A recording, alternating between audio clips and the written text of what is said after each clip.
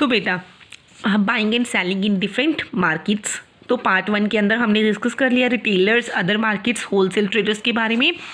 तो हम इसमें अब करेंगे buying and selling in different markets. तो हमने इस मार्केट्स के बारे में तो पढ़ लिया इस चैप्टर के अंदर, है ना, कि भी वीकली मार्केट होती है, नेबरहुड मार्केट होती है, ये शॉपिंग कम्प्लेक्सेस और मॉल्स होते हैं। अब हम इसको इजीली जान सकते हैं।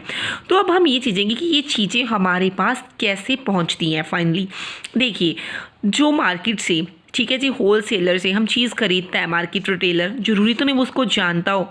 We see and buy only the final product at our convenience from a shop. कहते हैं हम अपनी सुविधा के अकॉर्डिंग ही वो उस शॉप से प्रोडक्ट को परचेज़ करते हैं। ठीक है, किसके अकॉर्डिंग? अपनी इनकम के अकॉर्डिंग। नेबरहुड से भी कर सकते हैं, फ्रॉम वीकली मार्केट और any form of markets. People have different buying capacity as they have unequal income. रचित जो लोग होते हैं ना, सभी की इनकम ऐसे तो नहीं सेम होती है, तो जैसे जैसे उनकी इनकम कम होती है, ज़्यादा होती है, उसके अकॉर्डिंग से ही वो क्या करते हैं, अपने प्रोडक्ट्स को परचेज़ करते हैं। कुछ लोग होते हैं जिनके पास क्या होती है, लॉट ऑफ मनी होती है, तो कुछ के पास कम होती है।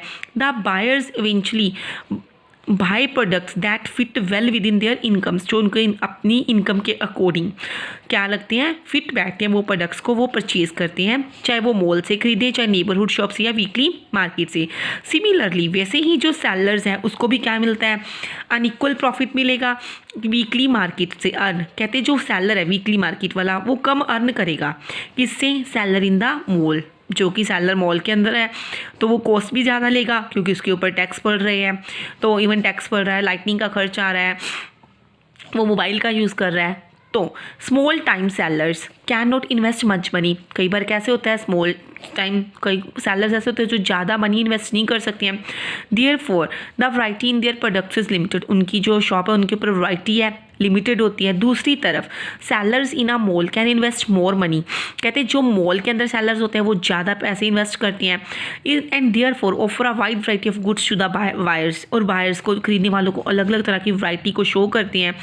The buyers of today have a variety of other means also as discussed earlier to purchase the goods without having to go to the shop. कहते हैं आजकल बायर्स के पास दूसरे ऑप्शन भी आ चुके हैं कि वो शॉप्स के ऊपर जाए बिना भी अपनी चीज़ों को परचेज कर सकते हैं। The shopping experience is certainly one of the convenience for all the buyers. तो वो कैसे करते हैं अपनी चीज़ों को परचेज अपनी सुविधा के अकॉर्डिंग।